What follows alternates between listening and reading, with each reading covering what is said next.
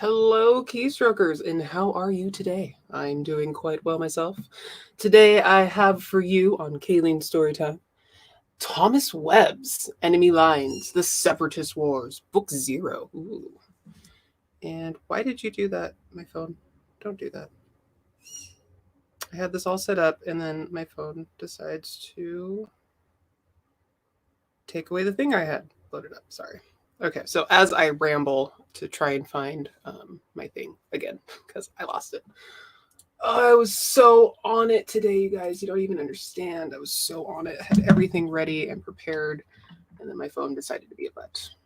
All right, so I'm going to show you this. Enemy lines. Make you a little bigger. Bigger, I say. Sorry. How are you guys today? Enemy lines, book 0. Thomas Webb. Go phone go. Filling up a lot of airtime. I hope I don't lose you. I swear I had this all together. Look inside, come and find me now. And load a bit faster. Anyway, faster. All right, here we go. All right, and the Separatist Wars. Book 0, Enemy Lines. Chapter 1, and these are actually really short, so I'm going to swing into what is in the look inside of Chapter 2, just because it's a shorter book, so it's a really short look inside. All right. Hale swung the peri-steel-wire mess cage shut with a clang. He took one last look at the combat gear inside his 3-meter by 3-meter cage, freshly stowed from last night's raids. "Screw you, Wazalewski," Hale said. Waz, the most experienced scout on Hale's recon team, grinned. "Right back at you, boss." Hale laughed and shot his sergeant the finger. The team room was always like this after a good night, with its Duracrete floors, individual spaces for each member, and gear and weapons placed in their assigned locations with near surgical precision. The team room was the closest thing to home they'd seen, or would see, for some time. Hale glanced around the area. His team of recon Marines was about as dialed in as you could get. He'd served with them for 5 years now, and had been team leader for the past 2. The same team sticking together for so long was unusual, but the brass had let Hale's team slide because of their outstanding success record. Hale was glad for that. Outside the immediate members of his team, Hale could count the number of people he trusted on a single hand, and as the separatist wars dragged on, that number only continued to shrink. The last op had gone well. They'd followed the trail of intel like breadcrumbs, hitting 3 safe houses last night in rapid succession before the enemy could get their bearings. This morning, they had custody of a high-level separatist to show for the efforts, plus a shitload of intel for Unia to sift through. Hale expected they'd have another operational assignment by sundown. In the meantime, he was looking forward to chow and hitting the rack, then maybe grabbing a quick workout before the inevitable night's briefing. Sergeant Chuck Wazalewski, or Waz, as the team called him, peeled off another section of his combat armor and stowed it inside his cage. He grinned. "Scuttlebutt is that the chow has actual, honest-to-God eggs this morning." "Like, from real earth chickens?" Hale asked. He shook his head. "I'll believe it when I see it." Waz turned away from Hale and set his sights on his favorite target. "Hey, Taco," Waz started in. "You even eat eggs?" "I can eat human food," the portly, pink-skinned EOD, or Explosive Ordnance Disposal expert, said. The EOD technician's real name was Takro, a traditional name on his home planet of Solace. But the team just called him Taco instead. Taco was on loan from the Salusian Navy via a United Nations Planetary Alliance military exchange program.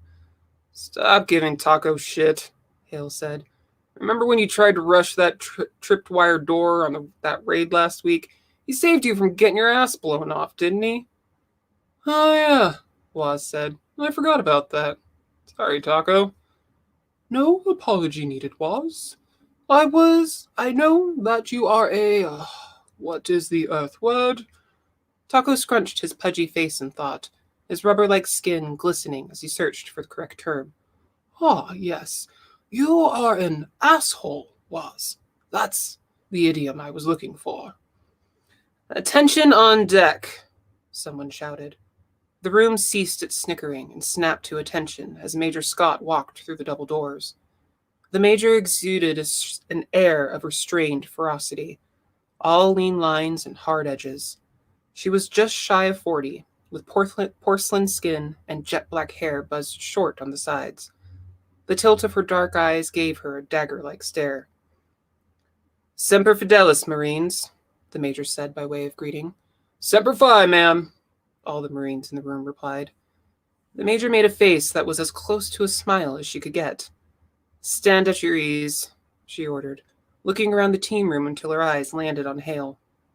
I'd like a word, Staff Sergeant. Aye, ma'am, Hale replied. He followed the Major out into the corridor. 3 French commandos passed by, saluting the Major and favoring Hale with a nod as they went. The compound where Hale's team room was located was also the same one that housed all the UN Special Operations detachments on base. Hale and the Major moved away from the team room entrance and out of earshot of their Marines. When they were certain they were far enough away not to be overheard, they positioned themselves to stand side by side, their backs to the bulkhead. So what do you have for us, ma'am? Something new on tonight's op? Hale had a good working relationship with the Major. She struck him as a good woman, and, more importantly, an even better Marine. No, she said. This is something else. There is an operation slated for Razor Team tonight, but you won't be kicking indoors on this one. Every team gets some downtime. I want you in the briefing room set, dressed, and ready at 1700 sharp. Understood, ma'am, Hale said. What is this, some kind of training exercise? This is no exercise, the Major said. Your team's being spun up. And that concludes Chapter 1. As I said, very short, so I'm just going to skip into what is rolling around in Chapter 2. The afternoon sun of the planet Thostia streamed through the dust-filled haze surrounding Forward Operating Base Tanaka. The walk over from the Spec Ops compound to Tactical Operations Command gave Hale a few minutes to think. His conversation with the Major earlier in the day had been as brief as it was vague. Hale and his team had a clear mission assignment here on Thostia. Hunt down Separatist element targets, gather intelligence, use it to find the next target, rinse and repeat. But he and the Major's little talk this morning had thrown a wrench into the works. Spinning up a special operations unit while they were already deployed was highly unusual. What could be so important as to break standard protocol? Hale stifled a yawn as he and his team strolled into the briefing room. The chronometer on the wall read 16:58, a full 2 mics before 1700. As the saying went, if you were early, you were on time. And if you were on time, well, then you were just late. Today, Hale and his team were early. They were dressed in modified civvies, a distinct combination of standard-issue military gear and civilian clothes. It was the de facto uniform of most of the reconnaissance and other special operations troops inhabiting the base. Hale walked into the squat brown building, shrugging off the stares of the regular Marines and Navy support personnel as he passed through Tactical Command's crowded briefing area. Hale's team was comprised of 8. Next to Hale was Staff Sergeant Johnny Chin, Hale's assistant team lead and second in command. Waz, Hale's senior reconnaissance scout, walked right behind Johnny, and Sergeant Torrance Bear Smith strolled alongside him.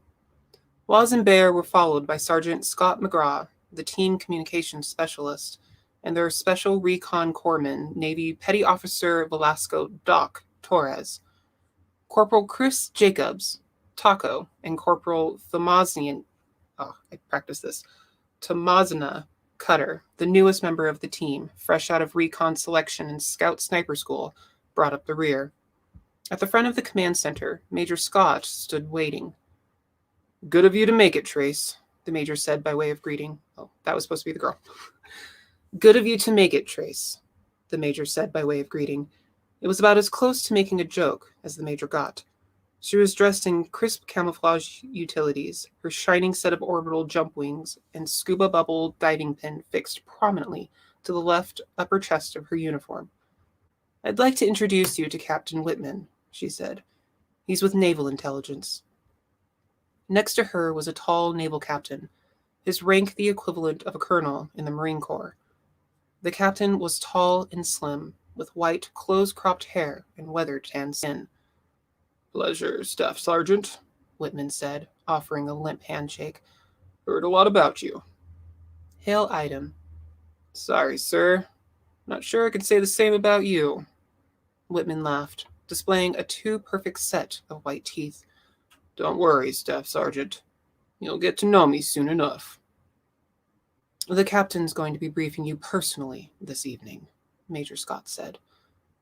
Why all the secrecy, ma'am? Waz asked. I mean, come on. You can clue us in, right? We all got security clearances. Waz was always the joker. The major frowned. This one's a little different, Sergeant Wazalewski. Oh, Waz said. He leaned over and mimed, whispering into Cutter's ear. One of them briefings. What is it you have for us tonight, sir? Hale asked the captain. Captain Whitman stood next to a data table in front of the room and pulled up a holo image. A topographical mount of a mountain range, a broad plain, and a valley materialized before their eyes. Hale leaned forward. That doesn't look like planet Thestia. Very good, Staff Sergeant, Whitman said. That's because this isn't Thestia. This op will be off-planet. Off-planet? Johnny Chin asked. Isn't the war right here for now? Whitman frowned. This war has many fronts, Staff Sergeant Chin. Whitman waited a few seconds. I'll just continue now, provided there are no other questions. Hale and Chin exchanged a look. No, sir, Hale said. Please, go ahead. Whitman nodded, as if satisfied with Sale's answer. This will be a straightforward reconnaissance mission, ladies and gentlemen. Staff Sergeant Hale and his team will be gathering information on this site. Whitman flicked his hand and the holographic scenery changed. We're not sure what they're building here, but from all the reports, it's something big. The information has been designated top secret, United Nations Intelligence Agency clearance level red. Bear gave a low whistle. Well, it's about as secret as the spies get. Bear was right. Hale thought it had to be serious to command that level of clearance. Why don't they know what it is? Cutter asked. The rookie was sharp. There was... stupid phone. Stop doing that phone. There was some sort of interference in that area that blocks out visuals, Whitman answered. It's a big part of the reason why we need eyes on the ground. But I'm sorry, my phone is being dumb. So, what's the mission here, sir? Hale asked. Simple, Staff Sergeant Hale. You'll recon the site and collect any intel you deem potentially valuable. So that's it, sir? Hale asked. He got the distinct feeling that something was being left out. And there is a part on this that my phone will not let me read. Dun, dun, dun. And nope, actually that's it. That was a glorious end. Sorry about that. I thought using my phone would make this like way easier, but it actually made it way harder. So with that said, remove that.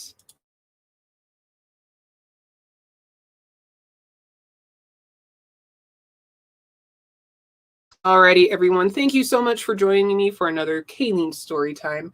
Coming up next week, we will have Charles EKK's Age of Heroes, a superhero adventure, the Pantheon Saga Book 1.